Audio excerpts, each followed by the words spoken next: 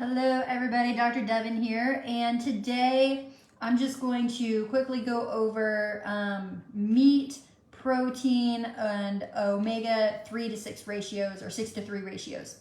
So the first little bit, you may be getting tired of certain meats that you are eating.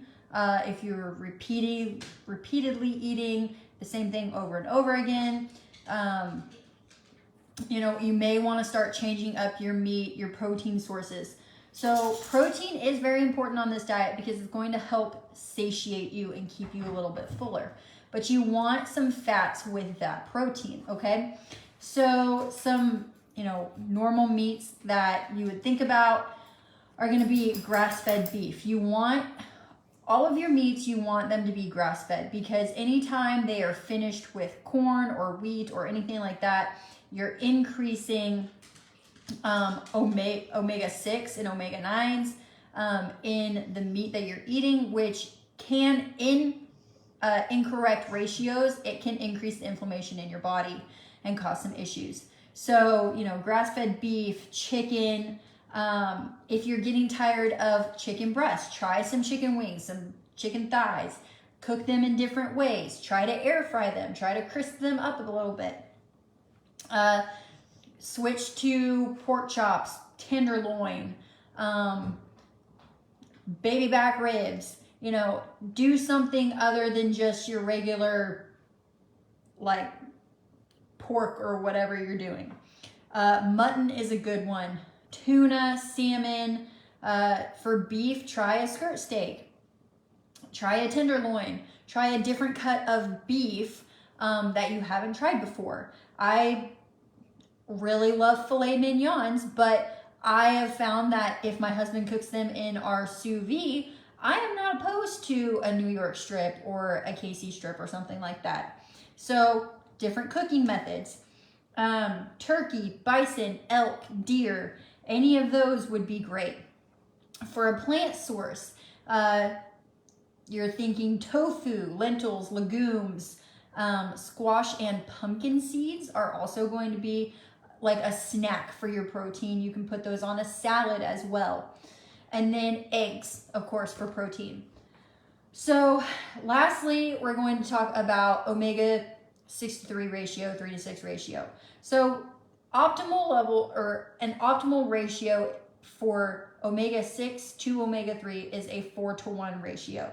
The majority of Americans are going to have anywhere between a 15 to 30 to 1 ratio. So 15 to 1 or 30 to 1 ratio. And that just shows the standard American diet at work. It's crap. It is not good for you. And so just keep in mind that, even after we get done with this detox, that you don't want to go out and start eating the standard American diet again, because you're just going to build up inflammation in your system, which is going to cause havoc on yourself. But what does it do? So what? Why are these numbers important? The inflammation is the biggest thing. So inflammation can be the cause of cardiovascular disease, autoimmune disorders, cancers, especially colorectal cancer. There was recently a study that I read that, the less fiber people were eating, the higher incidence of colorectal cancer that they had. And then rheumatoid arthritis is pretty high up there. If you have a high omega 6 to omega 3 ratio, then you're more than likely going to develop a rheumatoid arthritis. So what foods can you eat that are going to balance out or help this ratio? So for omega 3s, flaxseed, chia seed, avocados, walnuts, coconut oil, olive oil, those are all going to be some good omega 3s. Remember that you don't want to be cooking olive oil at high temperatures, because when it breaks down, it can get rancid, which defeats the purpose of using a good olive oil, or using that type of oil in general, because you're using it for your health, and then you break it down and then it's crap for you. So another thing is your omega-6s. So omega-6, you're going to be thinking sunflower seeds, peanut butter, a good peanut butter, like organic peanut butter, not Peter Pan, not Jif. Don't go in there and get all the added fillers. Get a natural peanut butter that just has peanuts, water, and salt, or some, 1, 2, or 3 ingredients is all you want in your peanut butter. You don't want to be looking at your peanut butter going, I don't know what this word is. Well, honestly, you don't want that for any of your foods, so just keep that in mind. And then walnuts are another one. Chickpeas, eggs, and tofu. Apologies for the dogs. And then avocado again. So avocado is a good source of both omega-3 and omega-6s. One thing to remember is that when you're looking up foods or oils to use, the food industry is not regulated. And so when I Googled foods that have omega-3, omega-6 in them, I already knew safflower oil, canola oil, not good for you. But the average person is not going to know that. So you don't want canola oil, you don't want safflower oil, you don't want corn oil. Oh my gosh. You want to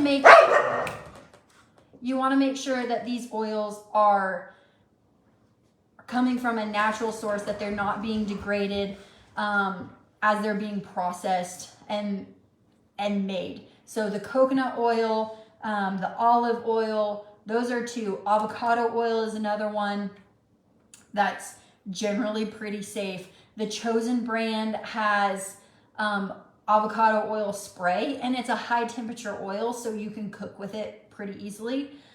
Same kind of with coconut oil. It's not as high of a temperature, but you can still cook with it.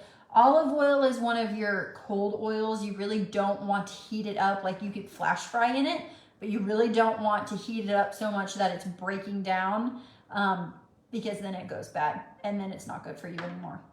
So if you have any new meats that you have been trying, or recipes for meat that you have enjoyed or liked, leave that in the comments. Let us know so that other people may also try something new.